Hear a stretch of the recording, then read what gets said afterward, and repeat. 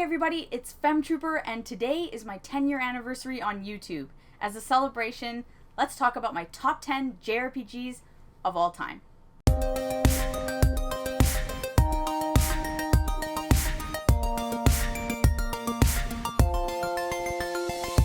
So here we are, 10 years later. I realize I haven't been as consistent as I've wanted to be, and if I'm honest, a YouTube channel is a lot of work and I'm kind of lazy. I don't have as much free time these days, so I generally like to use that free time to actually play the games that I buy and enjoy them. Having said all that, I really still love this channel and I appreciate everyone sticking around these past 10 years watching me grow and listening to me talk about the stuff that I love. I started this channel when I was 23 years old living at home. Now I'm 33 years old, married, have my own house, and I'm a parent. Crazy how time flies and how so much can change. Without further ado, let's get right to it. Number 10! Mother 3 is a game that I am just blown away that Nintendo still hasn't officially brought over to the West. People ask year after year, and they tease us with Earthbound this and Earthbound that, or nothing at all, but never Mother 3. It's never Mother 3. I don't think we'll ever see an official release at this point, which is sad because it's truly a phenomenal game. I have this reproduction card here that I got years ago, and it allowed me to experience it, and it is truly phenomenal. Well, it looks super lighthearted and silly. It's actually really unsettling and has a really cool message. You don't need to know anything about Earthbound to play it. There's the odd fan service. It's not a big deal. You can totally just play it. It's a huge story, and I find that it actually is stronger plot-wise than Earthbound is. There's a lot of heart and emotion in this one, and it really stuck with me. Yes, it's kind of a pain in the ass to play, but it's worth it because I just feel like we're never going to see an official release here. Number 9! Let's talk about one of the most iconic games of all time. It's in a lot of people's top 10s for sure, and that is Chrono Trigger. This is without a doubt one of the most unique and cool plots in JRPGs. The concept and characters from different eras and times all getting together to save the world is just super cool. You've got the cave woman, you've got the future robot, the medieval type people, you've got it all. You get to go to these areas and see different people from different eras, different times. It just felt like a really special adventure. I've said it before, but I'm serious. It would make one hell of an anime series. I shed a tear when I finished this one because it was just so satisfying and I'd grown to love all the characters. I really just wanted to see them again. So an anime would probably be an amazing, version of Chrono Trigger, if you will. This is one of those games where you want to stand up and clap at the end. It's just so damn good. Great everything, great battle system, great music, great visuals. Not really anything bad I can say. I played it on the DS, and I personally think that is the best way to play it. Just a fantastic game. Number 8. At first, I wasn't sure if I wanted to list this one higher, but to be fair, every single game on this list is phenomenal. Nothing is bad. And what number 6 is to number 7, or number 8 to number 4, I mean, whatever. All the games on here are good. Number 8 is Xenoblade Chronicles Definitive Edition on the Switch. This is a game that I thought was pretty cool on the Wii, and yeah, I'll admit it got kind of hard and I was just spending time grinding and then I just put it down. Years later, it got a re-release on the Switch and I knew there were going to be difficulty modes and I thought, yeah, okay, let's try it again. And the game is good, very good. It's really good, but then I don't know, halfway through, it gets insane. Stuff happens that I had no idea was going to happen, and it got really weird, and there was cool mech stuff, and I was definitely digging it. This game is big. It's huge, and I usually don't like that, but you can play it linear, so it works for people like me. This game does cliffhangers like you would not believe. Like, after every chapter, there would be a cliffhanger, and I was just stunned. Something crazy would happen, and then something even crazier would happen again. It was getting out of control in the best way. I love it. Number 7. Super Mario RPG is a game that instantly brings me back to childhood, and in my opinion, it has one of the best scores in video game history. I played this game on and off as a kid, and I never beat it until I was an adult. It's brilliant, honestly. I like simple combat and whimsical stories with dark undertones, and this definitely does it. Some weird moments, great characters, it just does everything right. The game still holds up visually, and it's just a joy to play. It's actually a great way to get yourself into JRPGs if you haven't already. I'm instantly transported back to the 90s whenever I hear the score, and I really just enjoy the game as a whole. It's just magical, and the world of Mario is totally suited for a JRPG, and it's a damn shame we still haven't got a true sequel to this yet. I'm kind of still hopeful because with all the ports, remasters, remakes, whatever, of all these 90s IPs lately, who knows? Never say never. Number 6. This is one I never thought would make a top 10, but here we are. So I'm putting a Persona game on the list, and here it is, Persona 5 Royal. Yes, I still hate a lot of aspects of Persona. It's long. It's long. It's too long. I could say some interesting choice of words here. Social stuff can be boring in my opinion, and the day-to-day calendar stuff, just waiting around, for an event to happen, is so annoying to me. But, and the characters in this game are amazing. And yeah, I spent over 100 hours on this game, and I think that's the reason the characters are so good, because you spend so much time with them, and that's the character development being top notch. The music is god tier. Like, I want to jam out to it all the time, and visually this game is incredible. Just flipping around from menu to menu is visually stunning. This is one of those moments when I beat it, I wanted to stand up and clap. It left a very lasting impression on me, and because of that, it has become one of my favorite games ever. So yeah, I truly love Persona 5 Royal. Number 5. Okay, here's my controversial pick for this list, but hey, it's my list and it's the stuff I like. My number 5 is Dragon Ball Z Kakarot. Is this the best JRPG ever? Definitely not. It's really good, but it's just a retelling of the entire Dragon Ball Z story. And that's exactly why I fell in love with it. I won't go into this because I already have a review on it, but I had never seen or read Dragon Ball Z, and this game was my entry into the franchise. Every moment that happened in this game was new to me, so to most people playing it, it's probably cool to see stuff happen in game form, but for me, it was not only cool, it was the first time I was seeing it. I was learning about everything and all the characters, and I got to experience it through this game. That's why the game has a special place in my heart, because my biggest love for JRPGs is story and the way they make you feel. Well, Dragon Ball Z is my favorite manga now, just having finished the manga, and I am pretty much obsessed with everything thanks to this game. I'm pretty sure I shed a tear at the end because I was just so damn satisfied, and wow, the characters in this series are amazing, and it really comes out in this game. If you like Dragon Ball Z at all, or you want to get into it, play this game. You get to experience the amazingness that is Dragon Ball Z, but you also get to experience all the epic battles yourself. Like, you literally play them out, so I think it's a win-win, and they did an excellent job telling the story. Yes, Dragon Ball Z is extremely plot-heavy, and it's not just dudes screaming. Who knew? Number 4. I've always thought Final Fantasy VII was a good game, but just good. Not amazing, it was good, it was solid. I didn't lose my mind over it, but I always thought it was good.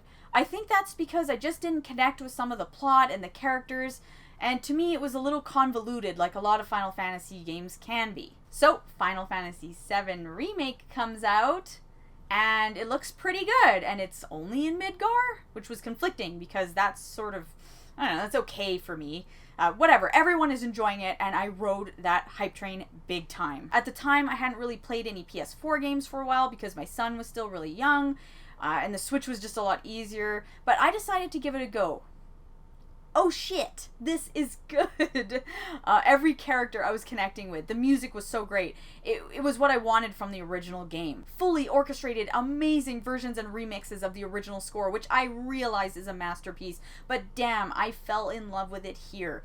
Wow, I had so much fun playing this game, I couldn't put it down. Or whenever I wasn't playing it, I was thinking about it. I definitely had a smile on my face the whole time I played this.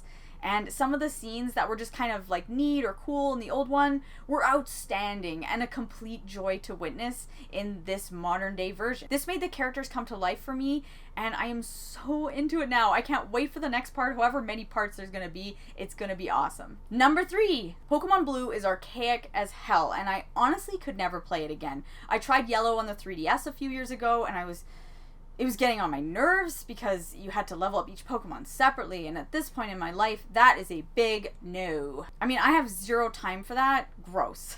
But the game itself makes it into third place because of how life-changing it was. I'll always remember going to this one kid's house to try out Pokemon. I literally just went to his house to do that. You couldn't just rent Game Boy games, and my mom didn't want me to ask for it for Christmas or something and then find out I didn't really like it. So I tried it out, and I remember being like, I guess? It was so popular, I had a good feeling about it, so I asked for it for Christmas. The show was on, toys were coming out, Pokemon was building and hyped by the minute. Yes, we are talking about the fall of 1998. I was in grade 4.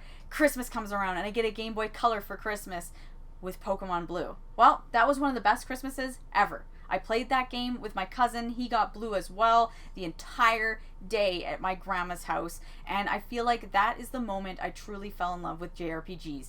Yes, I had played some on the Super Nintendo, but I was a little younger, and this was it. Pokemon was probably one of the biggest pop culture moments of my whole life. I mean, nothing can really describe how cool it was being a kid in 1998 to 1999. It was next level. This game was the coolest. Everything was done so well in terms of marketing and sales. The show was on. I knew all the towns that Ash went to get a badge, and then here I am doing the same thing that he's doing, watching the show still, learning more about Pokemon, getting the cards, getting tons of merch, getting toys. It was euphoric. I know that sounds super lame, and it is. I mean, I was the Pokemon kid at school. I went hard. So to this day, I still love Pokemon, and I get extremely excited whenever a new one comes out. And I don't know. I feel like Pokemon Blue solidified my love for JRPGs, and it has never gone away. I thank Pokemon for that. Truly an amazing experience for a kid, and even still in my 30s, still so fun. Number 2. This next entry is really special to me because it not only got me into Dragon Quest, but it also got me back into the gaming groove after having a baby. Dragon Quest XI is everything I want in a JRPG. Nope, it's not in a modern day setting, but it is done in a way I want a game to be and play. Everyone knows that what makes a game top tier for me is the feeling I get when I play it and look back and think about it. I can only think about Dragon Quest XI fondly with such good memories. It's simple. It feels like a game from 25 years ago, but it's a modern day game. It's comforting because I like JRPGs, but sometimes I'm not really into overly complicated battle systems or advanced crafting. It's not for me.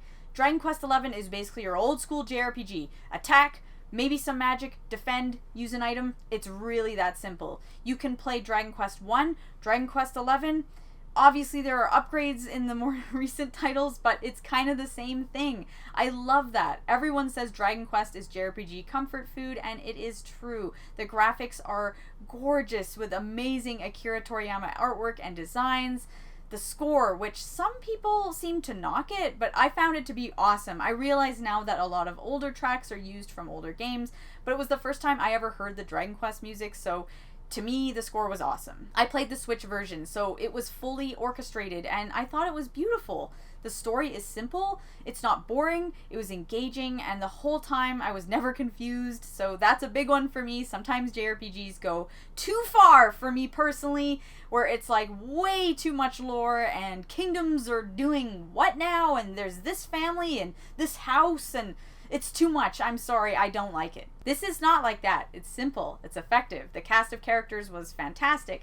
I love big adventures when it comes to JRPGs. I want a world map, and I want to go to diverse towns and cities. I don't want everything to look the same, like Final Fantasy VI, for example. Great game, but every town looks the exact same. This has amazing diversity. You get to go to the winter town, the desert town, the Mediterranean town by the sea. You get it all. It's so fun to get back onto that world map and know you're going to end up in some neat place and maybe meet a new party member. Who could it be? Where are you going? If you want to know my taste in games, it's this. This is the perfect JRPG in a sense. I know it's not number 1, but number 2 ain't bad.